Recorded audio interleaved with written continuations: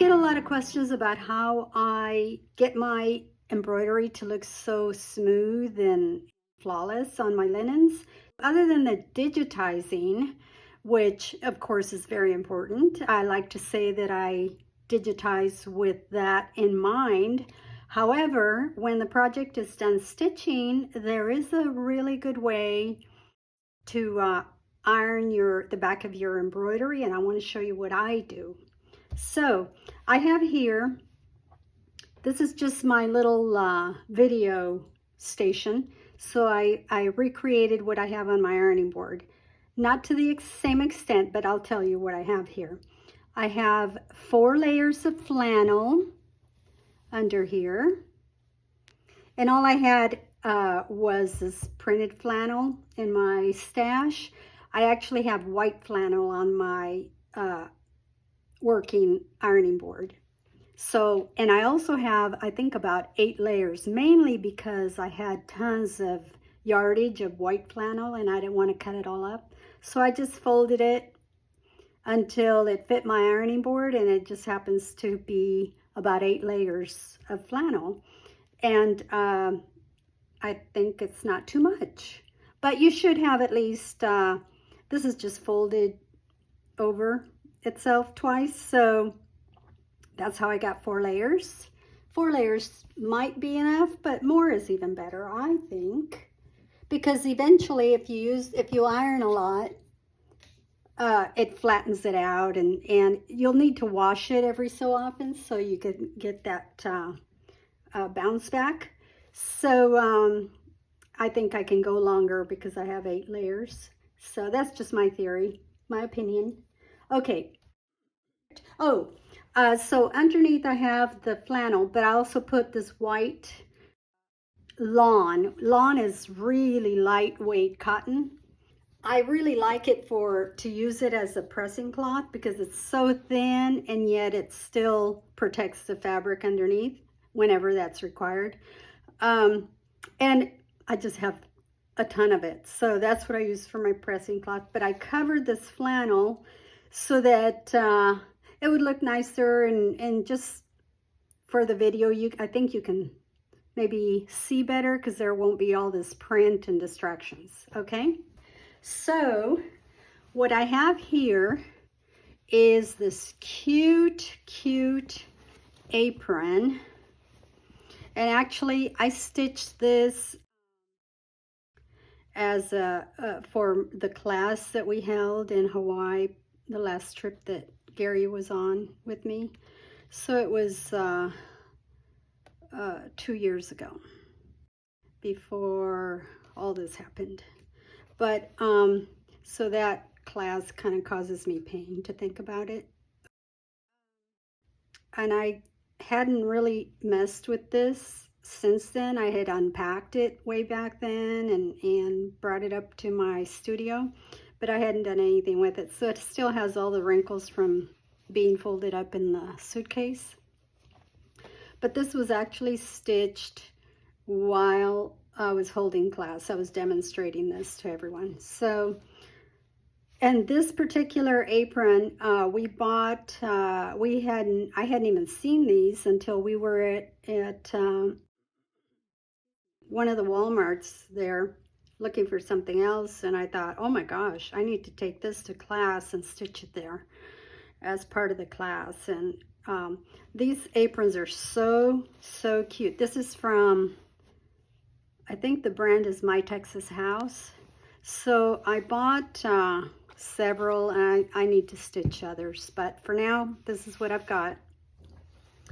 And like I said, this is all wrinkled from being in a suitcase. But let me show you how I actually press finished embroidery like this. So I start with the back, lay it down on top of my lofty, flannel and my layers, okay? And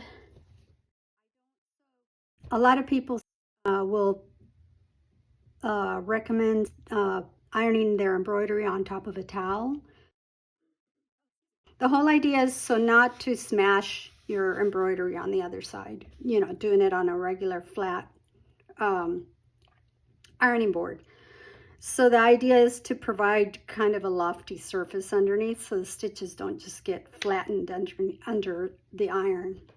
And so ages ago, when I was all new to this, I used a towel and I thought, I don't like this at all, because what happens is the towel leaves all this texture from the towel, what do you call it, from the towel nap. So I don't like that at all. And I mean, who would really? But that's the way that we were always taught. And I just didn't like that at all. So right away, I knew I needed to figure something else out. So I started out with several layers of wool felt from the fabric store. At the time, I was getting it from Joann's. I think they still carry it.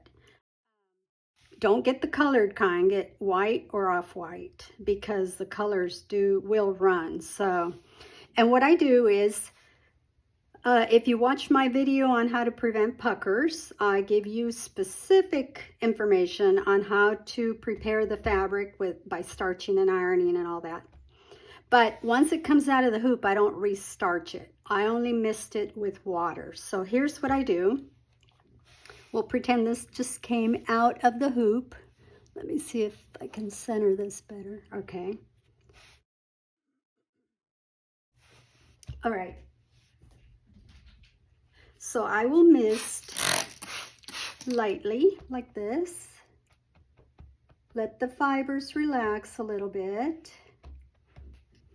And then just press. So you don't want to press like if there's a fold here. You don't want to just plop your iron down on top. I start on the edges because this apron was folded and it's going to want to have creases in the wrong places. So I just work around it. Get the edges kind of set.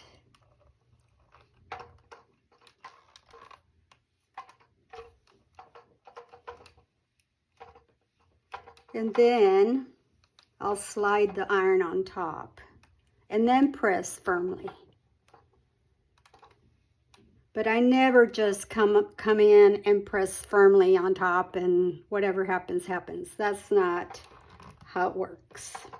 So the needle perforations, the thread, no matter the good digitizing, most of the time my designs, I mean, they look good coming out of the hoop, but when you miss things, the fabric starts to buckle a little, because that's what it does without embroidery. So you'll want to make sure everything is nice and smooth before you plop the iron down on top. So, and then I do this really well, because you want to meld those threads with the fabric, because now they're one. The fabric and the threads become one. And you really want to set everything in nicely. And this is my cordless Panasonic. I've had it for years, this iron. It comes in handy for this kind of thing. All right. And my iron had stopped, had turned itself off. So I'm hoping it was hot enough. Let's see. I don't pull this up right away. I let it cool down. Just like when you curl your hair, you know, if you use a curling iron and then just let the curl fall out and start brushing it while it's still hot, you're gonna kill the curl. So I let this cool down just a little bit before I pick it up and start messing with it. So let those fibers cool together, and then they'll be set, just like with your hair. We all do our hair. We kind of, I think a lot of us understand it's better to keep the hair in that spot curled until it's cooled, and then that curl will stay in longer.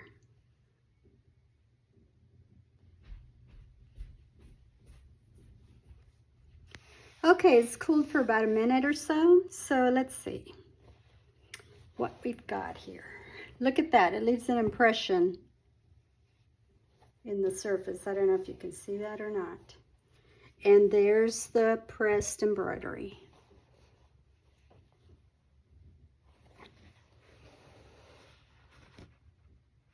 I just love the results that you can get with this method.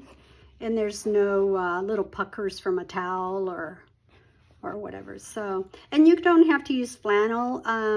Like I said, you can use wool blend. I think Joann's may still carry that, but I used to use at least 2 or 3 layers, usually 4, I think.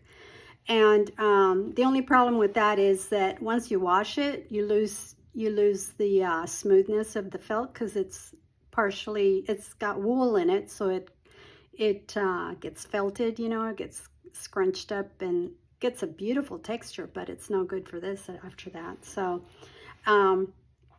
so I found that flannel or even quilt batting is good.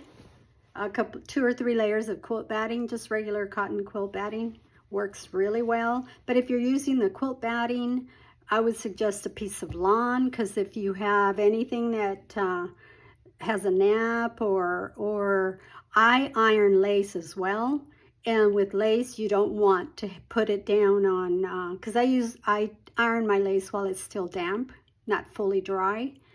So you don't want to put that down on a fuzzy surface, because then it'll pick up all those fibers. So there's that. And I'll do a video on that as well. So there we go. I hope this helps a lot. I've been wanting to do a really short video on ironing. So thanks you guys for watching, and I'll catch you in the next one.